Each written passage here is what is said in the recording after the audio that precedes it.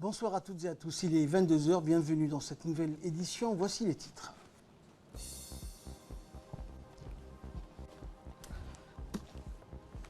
Le président de la République a présidé ce matin la 20e séance du Conseil des ministres au palais de la Présidence.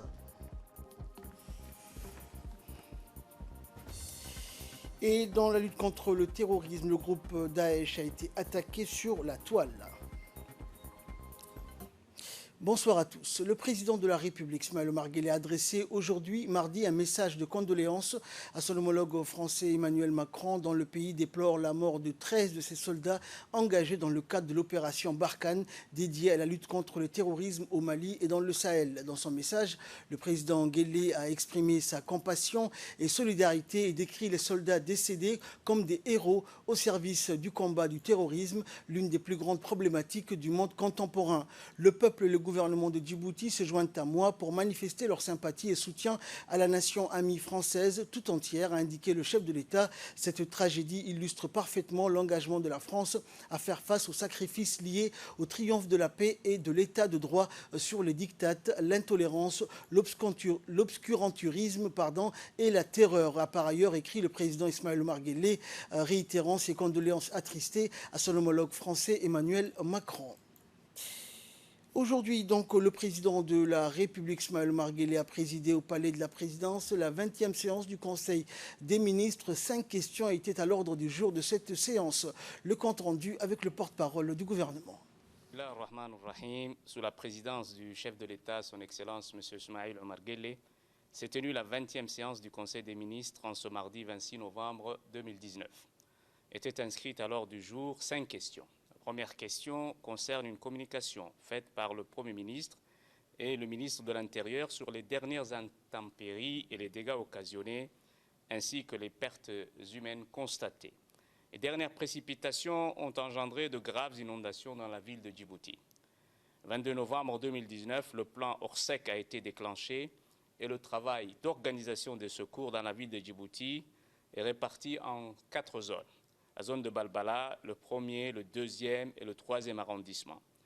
Les différents services de l'État, de nombreuses personnes de bonne volonté ainsi que des associations ont été mises à contribution, ainsi que les corps constitués, afin d'évacuer les eaux pluviales, porter assistance aux familles sinistrées et leur apporter les premiers secours. Les partenaires au développement ont également été sollicités.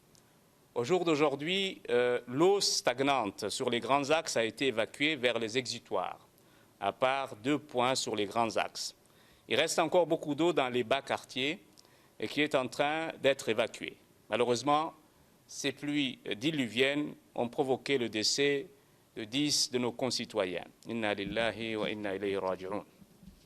La deuxième question est relative à une communication sur la rentrée universitaire 2019. Cette année 2019, les chiffres constatés de bacheliers est de 3 823 bacheliers, dont 3 622 francophones et 206 arabophones. Il y a eu également 1 467 diplômés à l'université, dont 542 en licence appliquée. Les diplômes des masters au nombre de 18, les diplômés de master au nombre de 18, 44 en ingénierie et 21 en médecine. La déperdition en licence est de 22% en première année, 13% en deuxième année et 2% en troisième année de licence. Le personnel administratif et technique est au nombre de 275 et le personnel enseignant est de 287 enseignants. La formation continue a délivré des diplômes à 152 personnes. Enfin, les effectifs globaux de l'université sont de 10 122 étudiants. Pour ce qui est des perspectives, il y aura un accent particulier qui sera mis sur l'élargissement de la masterisation, donc plus de filières en master. Par ailleurs, il y aura le renforcement des langues, un travail approfondi sur l'insertion professionnelle à travers les activités de l'Observatoire et les incubateurs de PME-PMI. Poursuivant, le porte-parole du gouvernement est revenu également sur les autres questions qui ont été examinées et approuvées donc lors de cette séance. Des questions concernant notamment un projet de loi portant approbation des comptes financiers de l'ONEAD pour l'exercice 2017, un projet d'arrêté approuvant et rendant exécutoire le budget prévisionnel 2020 de la Société internationale des hydrocarbures de Djibouti et enfin un projet d'arrêté portant bilan d'ouverture de la Société immobilière et d'aménagement foncier, la CIAF, plus connue donc anciennement la CID. On réécoute le porte-parole du gouvernement. Troisième question concerne un projet de loi portant approbation des comptes financiers de l'ONEAD pour l'exercice 2017. La production d'eau potable s'est élevée à 18 966 000 mètres cubes avec une augmentation de 6% par rapport à 2016. Les produits de l'exercice s'établissent à 6 819 millions de francs Djibouti, avec une hausse globale de 7% sur l'exercice précédent. La ventilation des comptes de cet exercice se présente comme suit. Chiffre d'affaires, 4 307 557 000 francs Djibouti. Production immobilisée, 143 955 000 francs Djibouti. Les subventions d'exploitation sont de 618 580 000 francs Djibouti. Les reprises sur provisions et créances sont de 705 522 et les produits financiers de 521 675 000 francs Djibouti, ainsi que les produits exceptionnels de l'ordre de 521 168 000 francs Djibouti. La quatrième question est relative à un projet d'arrêté approuvant et rendant exécutoire le budget prévisionnel 2020 de la Société internationale des hydrocarbures de Djibouti. Le chiffre d'affaires prévisionnel de la SIDH s'établit à 35 380 509 162 francs Djibouti, en diminution de 3 697 30 829 francs Djibouti par rapport au budget 2019, soit 9,5% de diminution. Cette baisse résulte d'un réajustement des cours mondiaux du pétrole avec un prix du baril qui reste stable à hauteur de 73 $ en novembre 2019. Les recettes proviendront essentiellement de la vente des produits pétroliers. Quant aux charges prévisionnelles, elles totaliseront 34 720 275 080 francs Djibouti et seront constituées principalement des coûts de revient des produits pétroliers. L'exercice 2020 affichera un bénéfice net après impôt de 660 234 082 francs Djibouti. La cinquième question concerne un projet d'arrêté portant bilan d'ouverture de la Société immobilière et d'aménagement foncier. Ce bilan d'ouverture de la CIAF est arrêté à la date du 1er janvier 2018 à 18 618 549 678 francs Djibouti en actifs et donc de 18 618 545 678 francs comme passifs, avec une ventilation comme suit. Fonds de dotation capitaux propres, 1 958 620 456 francs Djibouti. Les provisions pour risque, 271 361 613 francs Djibouti. Les dettes et autres engagements, 16 267 418 820 francs Djibouti. Enfin, les comptes de régularisation de 121 144 789 francs Djibouti. Dans le reste de l'actualité, une délégation somalienne est en visite de travail à Djibouti. Elle a été reçue aujourd'hui par le président des autorités des ports et des zones franches de Djibouti, Aboubakar Omar Hadi. Cette délégation, conduite par le président de la région sud-est de la Somalie, Abdelaziz Hassan Mohamed, était composée de membres du gouvernement et de responsables issus de l'administration régionale. Le déplacement du président de la région sud-est de la Somalie à Djibouti a trait à une mission d'étude, d'apprentissage, d'assimilation et d'acquisition d'expertise sur la notion de création d'infrastructures portuaires. Et s'est tenue donc aujourd'hui une visite guidée des différentes infrastructures portuaires du pays, en commençant par le terminal à conteneurs du port de Djibouti, terminal donc à conteneurs de Doralé, en passant par la zone franche internationale de Djibouti située au PK23. La délégation somalienne s'est imprégnée des capacités de ces infrastructures qui font de Djibouti un hub régional de référence dans les échanges du commerce mondial. Et une fois la visite terminée, la délégation a eu une dernière réunion, celle-ci avec le président de la région du sud-est de la Somalie, qui s'est exprimé en remerciant donc le gouvernement et le peuple et les responsables djiboutiens pour l'accueil chaleureux qui lui a été réservé à lui ainsi qu'à sa délégation. Le président de l'Assemblée nationale, Mohamed Ali Hamad, a reçu aujourd'hui une forte délégation du Qatar conduite par le président du Majlis al-Shura, Ahmed Ben Abdallah Ben Zaid, et comprenant 16 membres. Les discussions entre le président et la délégation qatari ont porté sur le renforcement de la coopération entre les deux parlements. Par ailleurs, les discussions ont porté sur la mise en place d'un groupe d'amitié parlementaire entre Djibouti et le Qatar. Les collaborateurs du président de l'Assemblée nationale et le conseiller du président ont participé à la rencontre. La délégation parlementaire du Qatar participe aux travaux de l'Union parlementaire africaine qui se déroule actuellement à Djibouti avec un statut d'observateur.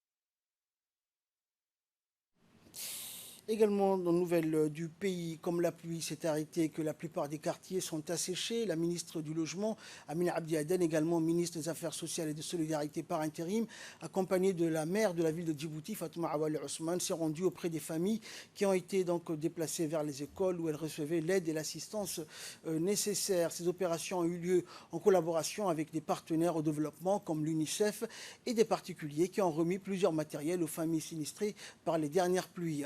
La seconde phase du plan Orsec consistait donc à assister les familles à retourner dans leur maison et organiser le départ des familles dans les zones concernées. Les quartiers concernés donc étaient les quartiers 1 jusqu'à Nguela et quartier 7. Tous les centres d'hébergement sont en train d'évacuer. Rappelons que la première phase du plan Orsec concernait la prise en charge des familles. Elle avait pour objectif d'assister les familles dans les centres d'hébergement. Le président de la République a débloqué, rappelons-le, lors de la réunion de la crise au palais présidentiel, une somme de 100 millions de nos francs qui a été mise à la disposition du plan Orsec. À noter que ce plan est un programme mettant en collaboration un bon nombre de services publics et d'institutions étatiques.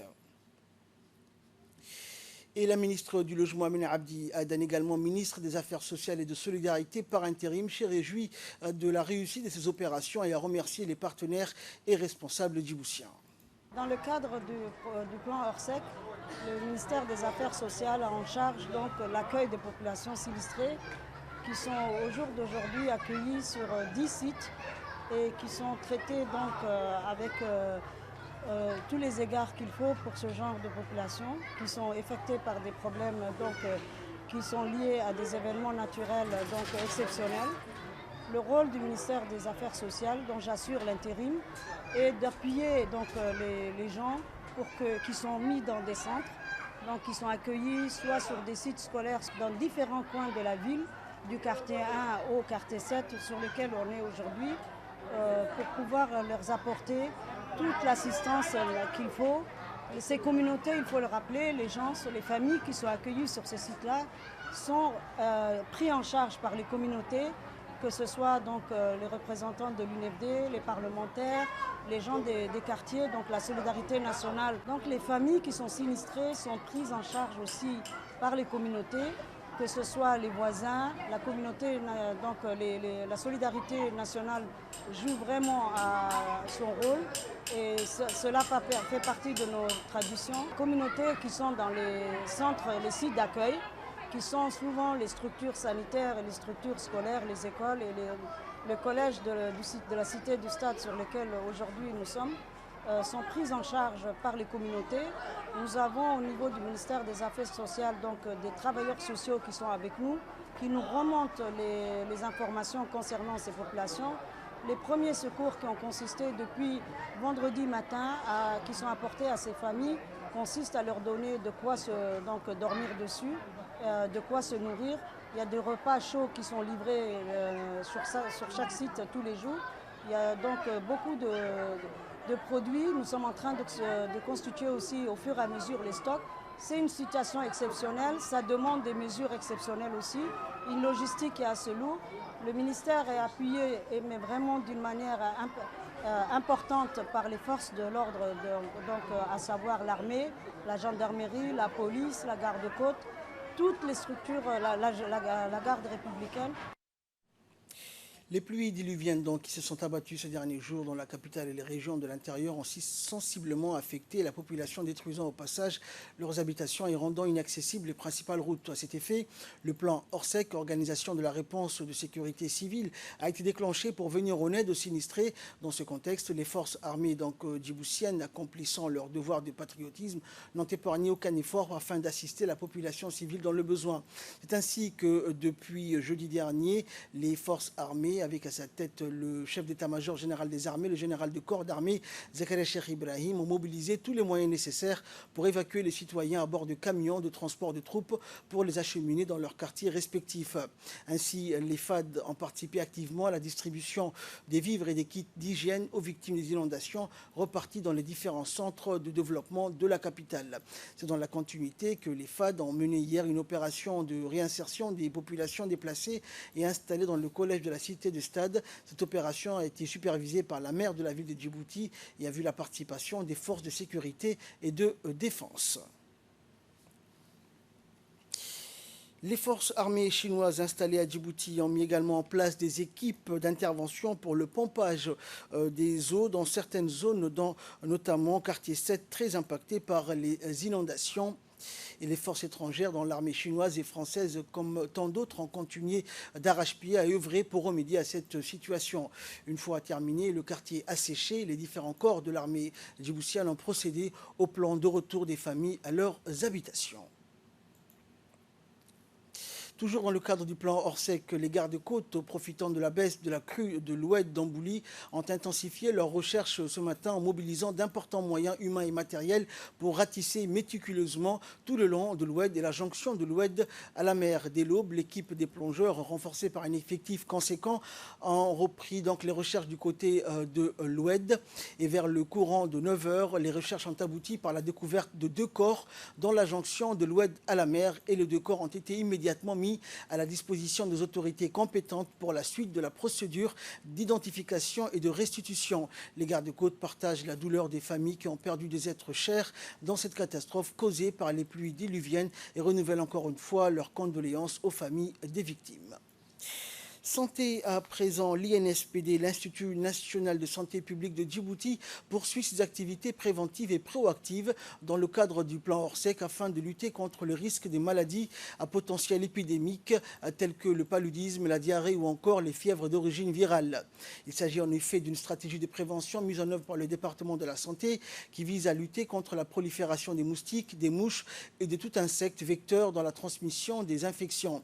Ces activités d'épandage permettent d'apporter des solutions appropriées et efficientes en matière d'hygiène publique et environnementale en vue de réduire les impacts négatifs causés par les inondations qui, s'ils ne sont pas traités, peuvent générer des conséquences néfastes sur la santé de la population. Ainsi, des mesures préventives d'urgence seront menées principalement au niveau des quartiers sinistrés de la commune de Boulaos qui sont fortement touchés par les intempéries pour contribuer à l'atténuation progressive et à l'élimination des facteurs de risque au moyen d'actions complémentaires et combinées. Ces actions concentrent donc la lutte antivectorielle multiforme, la distribution en masse de moustiquaires imprégnés, de veille épidémiologique, mais aussi à travers une vaste campagne de sensibilisation de la population sur les bonnes pratiques éducationnelles et promotionnelles d'hygiène et de santé publique.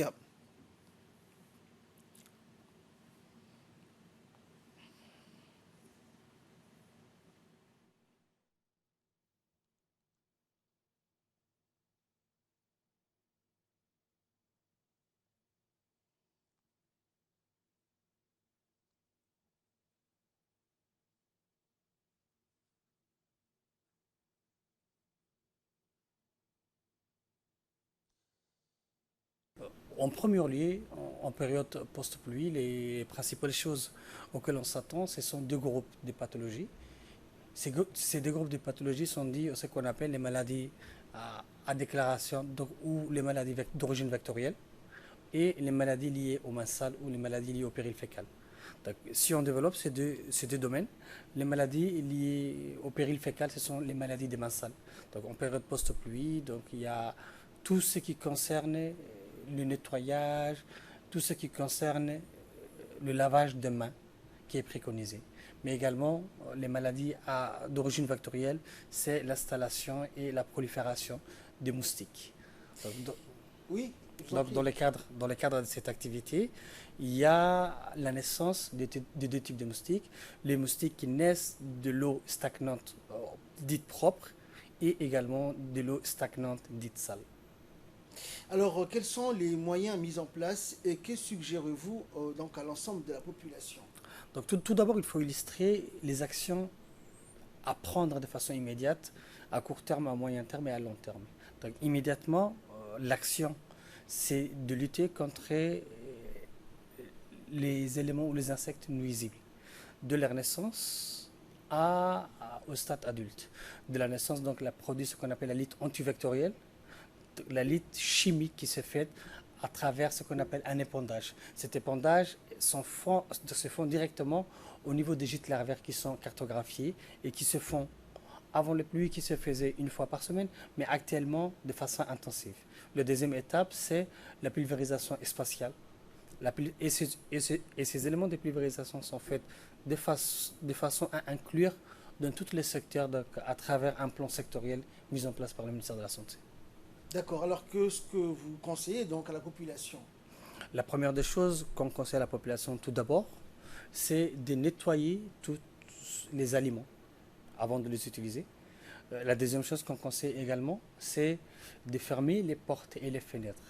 Cela sous-entend que le ministère de la Santé, en tant que tel, ne peut pas, s'il se permet d'éradiquer, mais c'est une action multisectorielle à travers la participation de l'environnement, de l'assainissement, de l'habitat, mais également dans le cadre de ce concerne, nous conseillons au niveau de la population de pouvoir surtout porter des habits longs pendant du crépuscule jusqu'à la nuit, et également le port de vêtements longs, il faut les coupler à ce qu'on appelle l'utilisation parfois de moustiquaires imprégnés, donc au niveau du gîte, au niveau de Balbalaville et au niveau, donc il y a une campagne de masse de distribution de moustiquaires.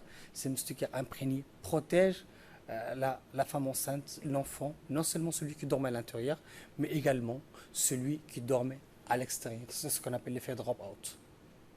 Merci, docteur, pour toutes ces explications et ces précisions. Je rappelle donc que vous êtes docteur Hussein Youssouf, directeur technique au secrétariat exécutif de lutte contre le sida, paludisme et tuberculose et spécialiste également en maladies infectieuses et tropicales. Merci d'avoir répondu à nos questions.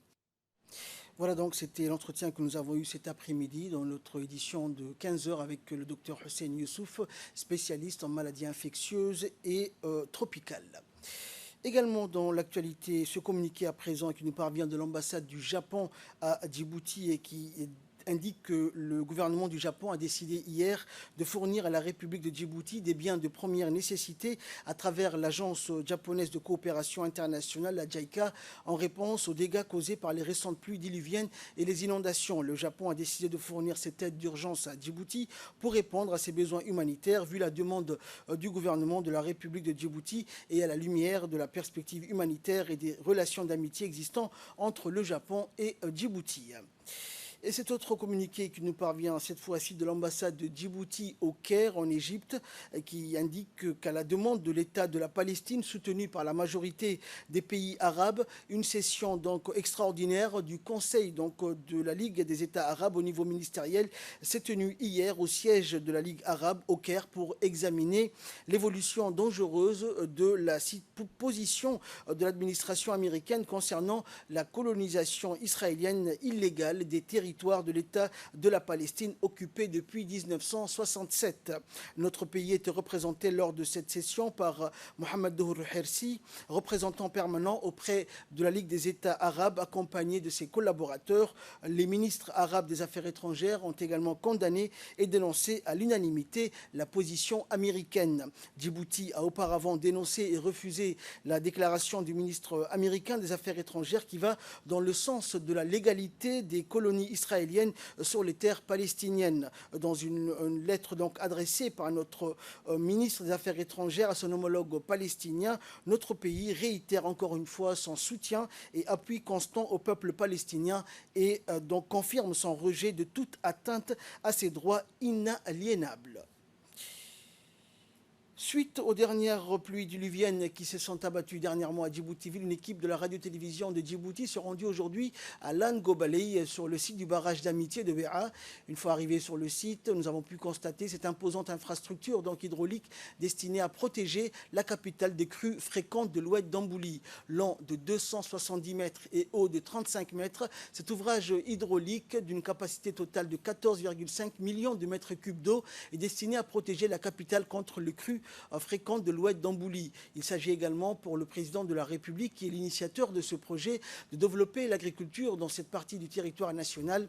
Fort heureusement, nous n'avons rien à craindre car grâce à ce barrage construit sous forme de pyramide et situé à 30 km de la capitale, la ville de Djibouti est protégée de toute crue venant de l'oued d'Ambouli. La construction de ce barrage est une initiative fort louable du président Guelleh qui s'est investi pour la concrétisation de ce barrage qui a aujourd'hui mis la ville à l'abri de toute inondation. Et grâce aux efforts du président, les crues fréquentes ne sont qu'un lointain souvenir. Et à l'heure actuelle, le barrage retient 10 millions de mètres cubes d'eau sur les 14 millions réalisés par le consortium des sociétés turques Ulyova. La construction de cet ouvrage hydraulique s'inscrit dans le cadre du programme de lutte contre la soif mis en œuvre par le ministère de l'Agriculture. Et il résulte donc de l'accord de coopération signé entre la Turquie et Djibouti en 2014, qui en effet constitue le don le plus important que la Turquie ait accordé à notre pays d'un coût total de 17,5 millions d'euros, soit l'équivalent de 3,5 milliards de nos francs. Les travaux de ce barrage dit de l'amitié sont entièrement financés par le gouvernement de la République de Turquie. Il servira, selon les instigateurs de ce projet, à récupérer en amont les énormes quantités d'eau qui se jetaient dans la mer en vue de promouvoir l'agriculture dans cette région. Direction Tadjoura à présent, fidèle à sa tradition, l'UDC, l'Union pour le développement et la culture, a procédé vendredi dernier à la distribution de vêtements, des lampes solaires aux enfants issus des familles démunies de la localité de Bouya. La cérémonie a été présidée par le président de l'UDC et du sous-préfet de Dora. Cette cérémonie a été marquée aussi par la présence des notables de cette localité, rappelant que ce village a été dévasté par un vent violent il y a quelques semaines de cela, et dans son mot de bienvenue, le chef de village de Bouya a mis l'accent sur l'importance et la nécessité de la solidarité. Il a remercié l'UDC pour son appui constant à la population démunie et aux enfants, surtout dans les zones les plus reculées du pays.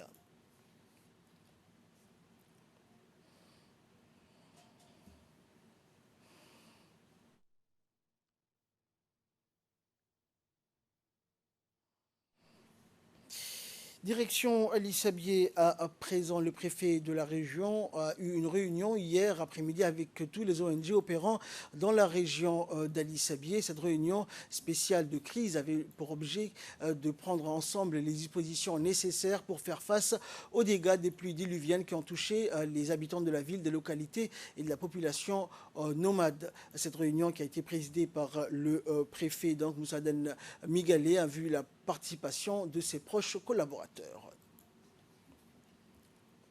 Et nous restons dans le sud du pays pour clore l'actualité nationale dans le cadre des activités du projet de sécurisation des systèmes pastoraux à Djibouti et du projet renforcement de la productivité des productions végétales et animales à Djibouti, financé par l'Union européenne et mis en œuvre par la FAO. Une mission de terrain conjointe s'est déroulée donc dans la région de Dikil. Les objectifs de la mission a été de visiter les réalisations de ces deux projets et discuter avec les bénéficiaires des projets et des autorités locales et de suivre la mise en œuvre des activités du Red-Prova.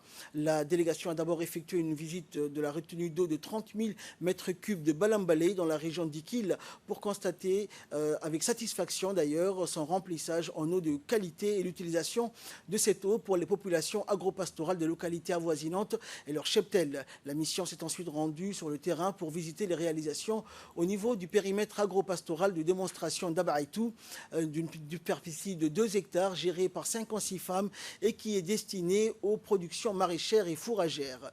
Ce périmètre agricole d'Abaïtou, qui est l'un des 10 périmètres du pays, est une ferme conçue pour mettre en œuvre le modèle champ-école agro-pastoral. Et là, nous passons à l'actualité internationale. C'était dans les titres de cette édition. Une cyberattaque d'ampleur mondiale a été menée contre la propagande en ligne des militants du groupe État islamiste. Des milliers de comptes actifs pour Ammar, l'agence de propagande de Daesh, ont été attaqués par des enquêteurs belges en collaboration avec des experts de l'agence de police européenne Europol. L'opération a conduit à l'identification et à la suppression de 26 000 éléments liés à du contenu soutenant l'État islamique. Parmi ces contenus figuraient notamment des vidéos de propagande et des comptes de réseaux sociaux glorifiant ou soutenant le terrorisme et l'extrémisme violent. Et enfin, le plus grand parc éolien d'Afrique de l'Ouest sera en fonction au Sénégal. Situé à une centaine de kilomètres de Dakar, la capitale, le plus grand parc éolien d'Afrique de l'Ouest commencera bientôt à produire son énergie. Dès fin décembre, 16 des 48 éoliennes entreront en fonction, en attendant que le parc ne fonctionne à plein régime et produise jusqu'à 158 MW, soit 15% de la production totale du pays. Construit sur 40 hectares, cette ferme devrait être totalement terminée courant 2020. C'est un projet important pour plusieurs raisons. Le premier est une question d'énergie. La taille et la capacité énergétique que cette centrale produira vont satisfaire un besoin important et urgent dans le pays. Le défi maintenant sera de connecter la centrale de la ferme au réseau électrique national. La société britannique privée d'énergie renouvelable, Lekela, qui a financé 50% de ce parc, a maintenant pour projet d'en ouvrir d'autres similaires en Égypte, au Ghana et en Afrique du Sud. Le président sénégalais souhaite faire de son pays un leader des énergies renouvelables en Afrique avec pour objectif 30% d'énergie propre. C'est ainsi que prend fin cette édition. Merci à vous de l'avoir suivi.